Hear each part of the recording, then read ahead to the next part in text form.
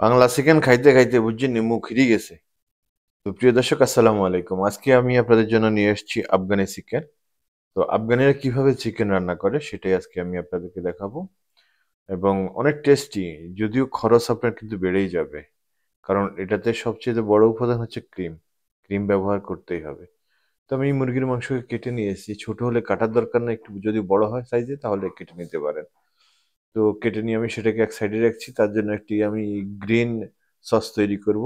সেখানে দিয়েছি ধনিয়া পাতা, পুদিনা পাতা, আহ, রসুন, দিয়ে দিচ্ছি আদা, তারপরে যেটা দেবো সেটা হচ্ছে কাঁচামরিচ, তারপরে পেঁয়াজ।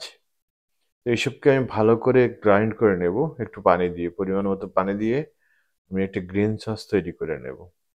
প্রিয় দর্শক, এই সুযোগে বলে রাখি, যদি আপনাদের আমার চ্যানেলে নতুন হয়ে থাকেন তাহলে অবশ্যই চ্যানেলটি সাবস্ক্রাইব করবেন। আর যদি পুরনো হয়ে থাকেন তাহলে আমি আপনাকে জানাচ্ছি অসংখ্য ধন্যবাদ। আর হ্যাঁ, যে কাজটি করবেন সেটা হচ্ছে লাইক, কমেন্ট, শেয়ার করবেন। তো এখানে আমি সে গ্রিন সসটা মুরগির মধ্যে ঢেলে দিলাম, দিয়ে দিলাম পরিমাণ মতো, অর্থাৎ একটা লেবুর, ছোট একটা লেবুর রস দিয়ে দিলাম পরিমাণ মতো লবণ। এই পরিমাণ মতন লবণটা কখনোই বলা যাবে না। আপনি আপনার, কেউ লবণ বেশি খান, কেউ কম খান, তবে হ্যাঁ, সবার জন্য যেটা পারফেক্ট সেটাই দেওয়ার চেষ্টা করবেন। তো এখানে দিয়ে দিচ্ছি গরম মশলা, কালো জিরা, গোলমরিচ, কস্তুরি মেথি, কালো গোলমরিচ, তারপরে গরম মশলা, সব মিশিয়ে আমি এটাকে, আমি এখানে যে বাটার ব্যবহার করতেছি, আপনি যে কোনো ব্র্যান্ডের বাটার ব্যবহার করতে পারেন। তো মূলত বাটারের এখানে আসল, আর সাথে ব্যবহার করছি দই। যথেষ্ট পরিমাণ বাটার এবং দই ব্যবহার করেন, যে আপনার ক্ষমতা অনুযায়ী। আপনি যদি ধনী হন তাহলে বেশি ব্যবহার করবেন, আর যদি গরিব হন তাহলে কম করবেন। আর যদি আপনি সেটা না পারেন তাহলে আপনি গুঁড়ো দুধকে গুলিয়েও ব্যবহার করতে পারেন, এতে কোনো সমস্যা নেই। আর না হলে আপনি ছানাও ব্যবহার করতে পারেন। আচ্ছা, যাক। তো আমি একটি ফ্যানের মধ্যে তেল এবং ঘি দুটোই নিয়ে নিয়েছি।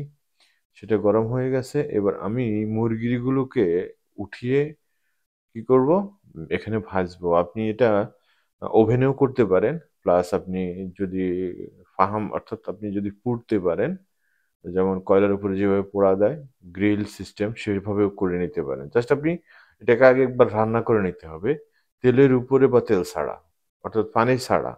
পানি ছাড়া তেল দিয়ে হয়তো ভাজতে পারেন, তেল ছাড়াও ভাজতে পারেন। তো এটা যেভাবে হোক এটা করে নিতে পারেন।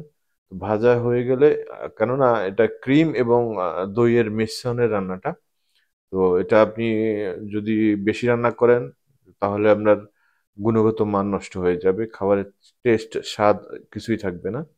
তো যাক, আমার মুরগি ভাজা হয়ে গেছে। আমি অন্য একটা ফ্রাই প্যানে আর একটু ঘি দিয়ে, তারপরে সেখানে আগের পুরনো তেলগুলো সহ একসাথে দিয়ে সেখানে গ্রেভিটাকে একটু ফুটিয়ে নিচ্ছি, অর্থাৎ একটা ব্লক আসা পর্যন্ত আমি এটাকে কি করব, রান্না করব। রান্না করার পর আমি সেই ভাজা মুরগির মাংসগুলো এখানে দিয়ে দেবো।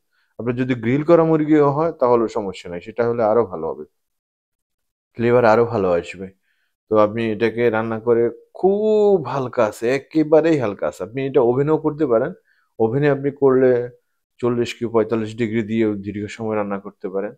কেননা আপনি যদি 100, 150 বা 200 দেন, এটা আপনার ক্রিমে এবং দইয়ের যে গুণগত মান সেটা নষ্ট হয়ে যাবে। তো আমার রান্না শেষ হয়ে গেছে, বিদায় নিচ্ছি। আসসালামু আলাইকুম রহমতুল্লাহ।